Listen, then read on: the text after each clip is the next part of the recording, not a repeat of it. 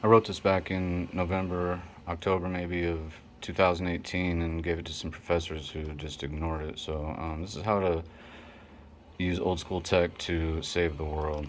Okay, so I'm going to start out with talking about the Baghdad battery. Okay, so basically this is an electrolyte. This is iron and copper, and they use, this is asphalt right here. This is asphalt base that they use to separate the iron and copper so that they don't touch. And how this works is that um, the differential between the copper interacting with the electrolyte, which in this case they used orange juice a lot, and the iron allows transfer of electrons from the copper to the iron that can be used as a battery. Okay, so in this example, they have this escape tube right here for gases because the electrolyte will, because of the transfer of electrons, it causes cavitation and a lot of electrolysis of the fluid, which releases gases, which oftentimes can be collected. And they have a tube here for exhaust, and there should be a tube on the other side as well, because one will be like if it was water, it would be one side would be oxygen and one side would be hydrogen. Okay, so this is just a basic example of a Baghdad battery, and this is exactly the same way that an earth battery works.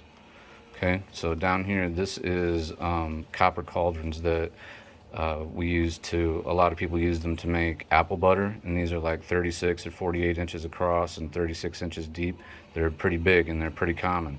Okay, so another common item that we have are 8-inch Dutch ovens. Okay, so if we use these two together to make um, a Baghdad battery like this and just fill it with uh, dirt common to an area like third world country, if we take this idea, you can make the ratio between the copper and iron better so that the battery works better, but it doesn't matter. If we have these common things, we can just send them common things, all right? So you dig out a hole in the earth and put the copper pot in it so that it's flush with the top of the dirt. You fill the copper pot with the local dirt, whatever the local dirt is, it doesn't matter, so that when you put the Dutch oven in, it is also flush with the top of the earth, so that and just fill around the Dutch oven that is now inside the copper cauldron, and then you made one of these, right? With those three things, with common dirt in the area, a Dutch oven, and a copper cauldron. Okay, you made that thing. All right, and then down here, this is what, there's something that every human being on earth has as waste every single day, and that's urine. So basically, you use the urine as the electrolyte in here. So the dirt, and then you just pee in the dirt. Everybody pees, so they can just pee right in the dirt. And then you can create a cap over the cauldrons, over both of the cauldrons, that will have exhaust tubes for what will then be, you can collect hydrogen directly, and then there'll be some other exhaust gases that you don't want, but the hydrogen will come off all by itself. You'll see, because it's water. It's just basically water. Urine is water, and you get mostly hydrogen out of it when you apply electricity, which is what an earth battery is. And I showed how to use an earth battery in that other video, and this is a big reason why I made that, to show this. I wanted to show them that it absolutely works. Everything that you can help people.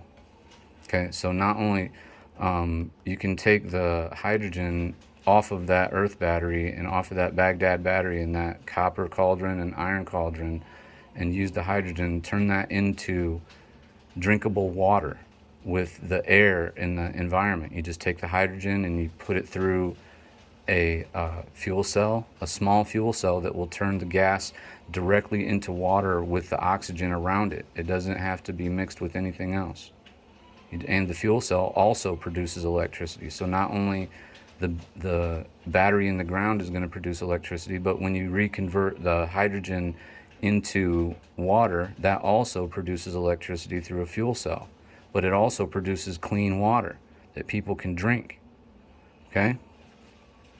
Okay, so I'm going to make this proof of concept. Watch this, man.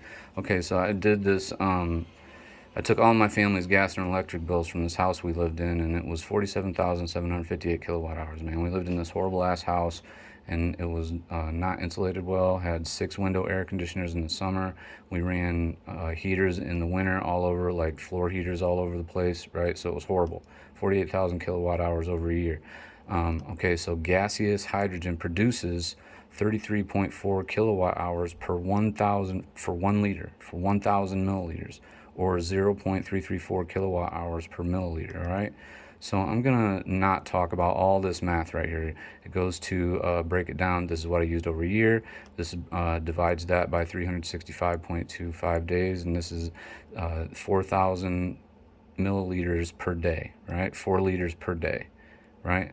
That's what this comes to. We'll call that 4,000 milliliters, which is 4 liters of hydrogen gas per day.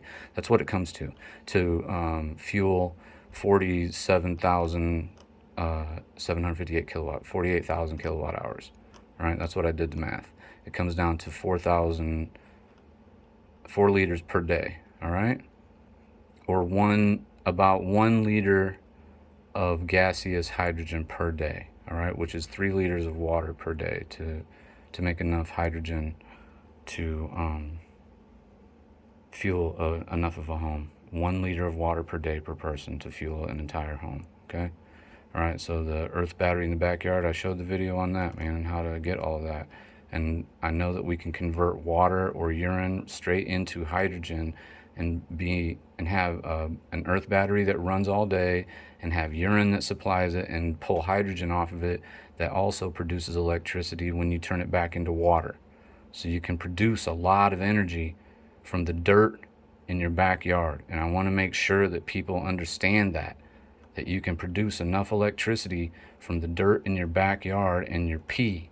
You can go pee on the dirt, I'm telling you, and it will fuel your entire house.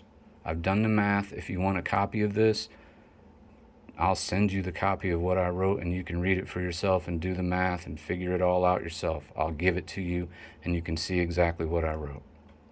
All right. Thanks for listening to me. Bye.